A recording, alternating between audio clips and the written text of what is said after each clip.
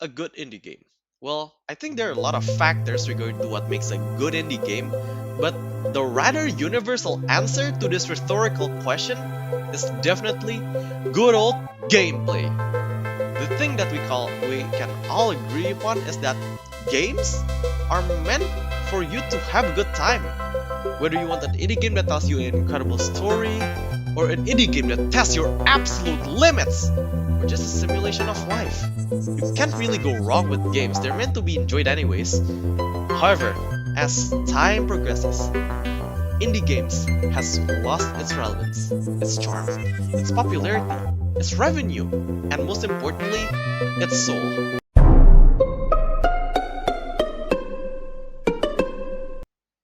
Hence, why video games can have its death.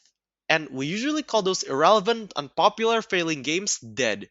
And games can die too once they met their inevitable demise. Not all lives are permanent, everything will wear out eventually, and nothing can be truly immortal if you ask me. But on the other side, some indie games are just pure legacy. Some indie games just seemingly refuse to die. Yes, they might eventually die someday, but they really last very long. In fact, so long that it manages to outlive its biggest competitors, which are AAA games. That is usually more well equipped, it's loaded with more budget invested, is held by a larger company, and it's established by teams full of certified employees. Indie games are made by individuals, often freelancers who lead small yet passionate teams. Hence, why they're called indie. Some indie games that are made from the Stone Age manage to outperform and impressively outlive its Goliaths and its Colossus. Some of them just seem important. So, you might ask, what makes an indie game last very long? What makes indie games relevant most? What is it though? What makes an indie game alive?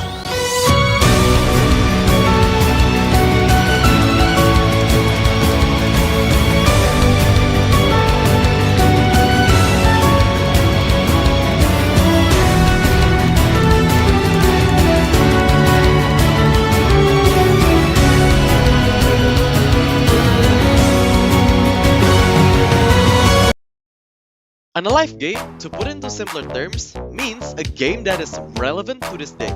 A game that you can find some people interested in talking about and playing. A game that still upholds a community, even if that community ain't that large. It's really a game that wasn't completely shoved upon the dirt and never to be talked about again. It's literally the opposite of the definition dead game. A negative statement to irrelevancy. An alive game is the kind of game that booms up upon release and lives up to its name. So here's the thing. There are 3 key factors of an indie game for it to be alive.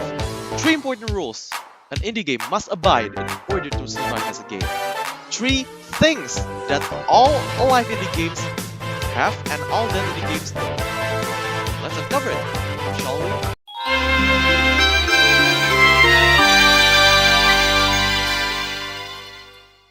Alright, so you just brought this brand new hit indie game that is critically acclaimed.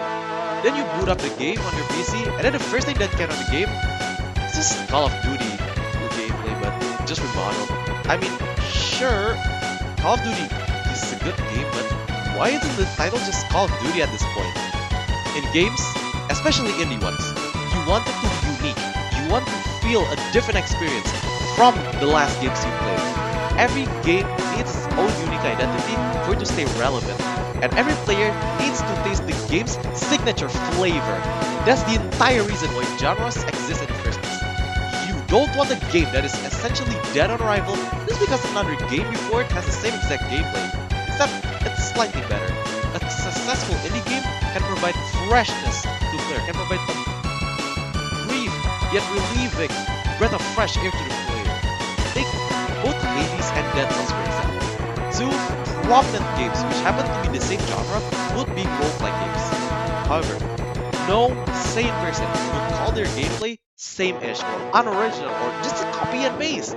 They might happen to be the same genre of game, but their gameplay is so different and distinct that you could list a book worth of text just consisting of the difference between Hades and Dead Cells as a game.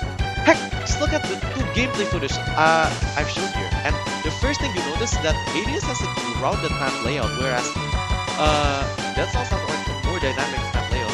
Hades, you can move up and directionally.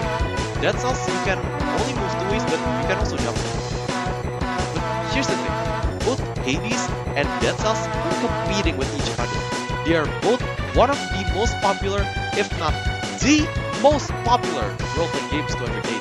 They've shown their own breath of fresh air, and people start adopting that breath of fresh air to make the game relevant. It's not always about which is the better roleplay game, it's about which roleplay do you prefer, because chances are every person is going to have a different answer to that question.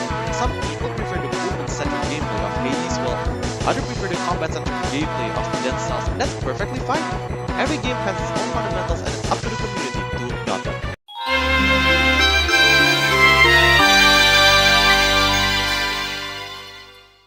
Alright, so you've played this game, right?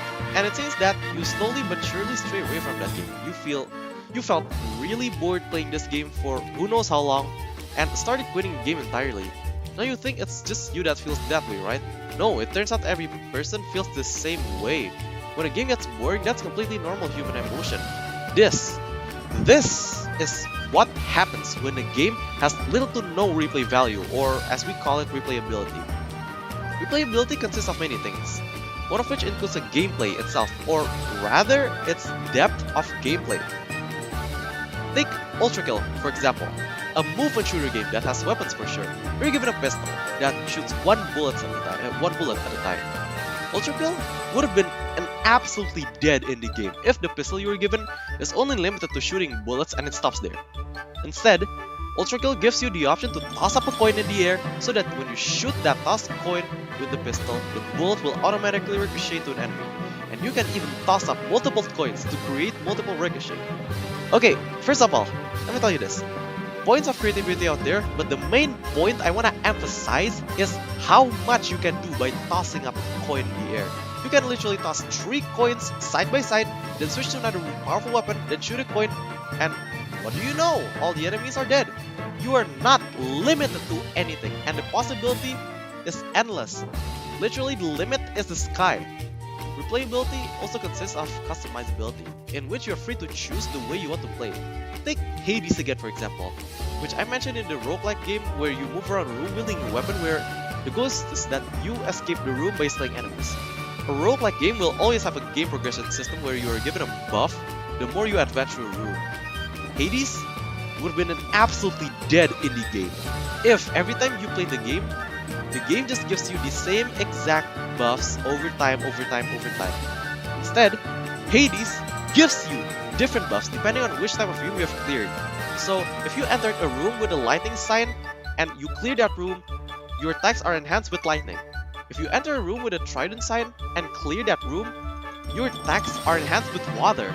So this feature gives you different power-ups every time you play Hades, which makes the gameplay feel fresh each time you play, and it will not get repetitive, using only one power every time you play Hades. So you can customize which power you want to have by entering different rooms.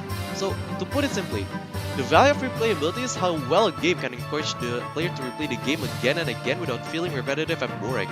Every time you play a game with good replayability, you don't feel forced. Instead, you feel energetic, you want to play it again, and you want to enjoy the game again.